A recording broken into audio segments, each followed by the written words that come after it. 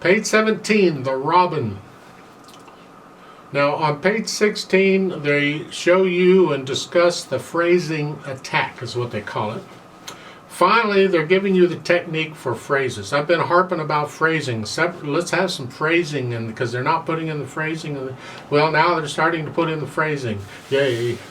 And what it is when you start the phrase, your hand is above the keyboard slightly and you just come down, claps the wrist as you come down, very loose.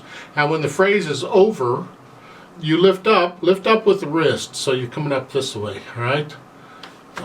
So on the robin, at the beginning here, in the right hand, they have the little arrows up and down, or they say roll.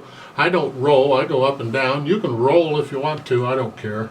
But I go down on when the phrase starts, okay, and I'm going to stay down. Now, the wrist isn't going to stay clasped for a phrase can be many notes, so the wrist is liable to do who knows what. But when the phrase is over, at the end of the last note of the phrase, you lift up, and lift up with the wrist, okay? So on the first measure, the E, the first full measure, E, and you're coming up, I'm going to lift up, I'm going to lift up. So that phrase is 3, 1, 2. I'm not going to lift up until the note is over, and the note isn't over until beat 2. 1, 2. It comes up on 2. People will make the mistake when they get these two-note phrases like this is they'll play the second note staccato. A staccato note is a real short note.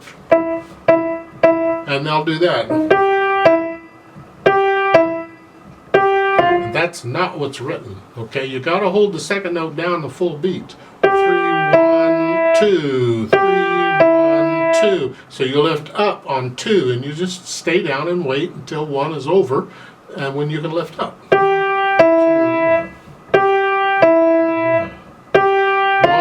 2, 3, 1, 2. See on that dotted half note tied to a quarter note, hold it down for 4 counts, and then when the 4 counts is up, you lift up.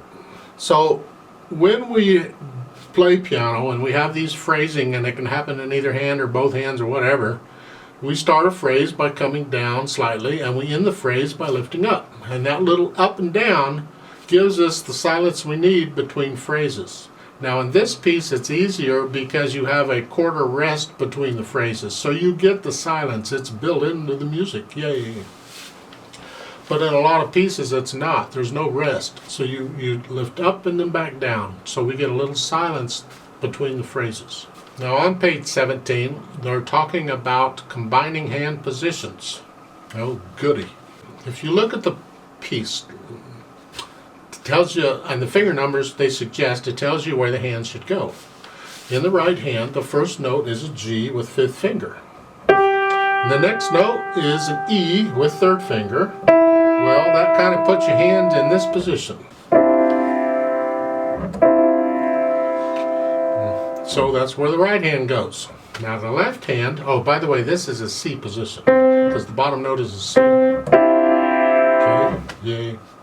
Now the left hand, they're telling you 2nd finger on middle C, and the next note is little finger on the G. That puts you in this position for the left hand. That is a G position because G is the bottom note on that.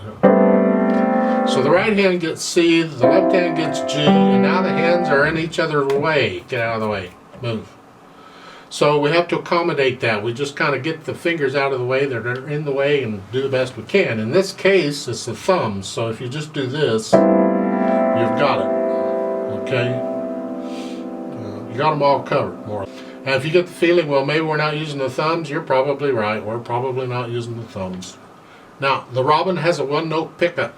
All right? The first measure you see has 1 beat in it. Well, in 3/4 time, you got to have 3 counts.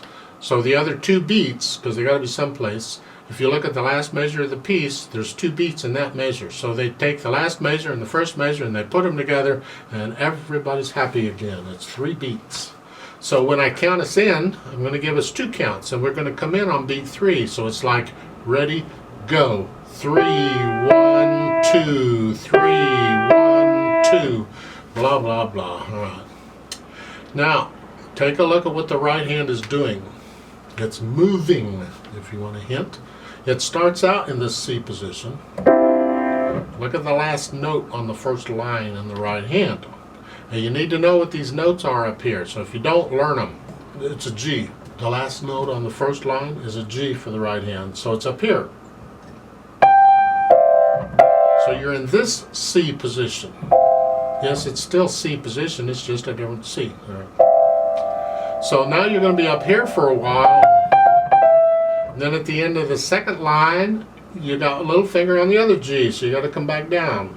At the end of the third line, you got to go back up. You have a quarter rest in the right hand, and you're going to move during the rest, okay? So it's you're here. At the first line, the last measure, you're here for beat 1, and then during beat 2, you come up. And ready, so on beat 3, you can play. The left hand doesn't move, so it can just stay there. So that's what we're doing. Let's try this together slowly. Play it one hand at a time if you have to, but try and get the wrist thing down, and try and get the right notes, and try and get the right rhythms, and try and get all the right other stuff that's supposed to be there. So here we go. Hands where they go, more or less. Ready, go.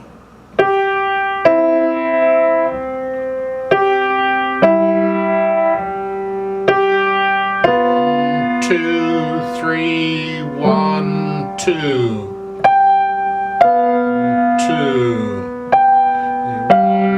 2. 2, 3, 1, 2.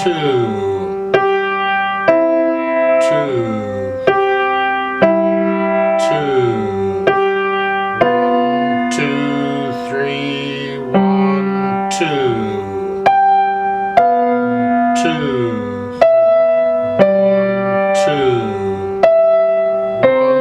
2, 3, 1, rest.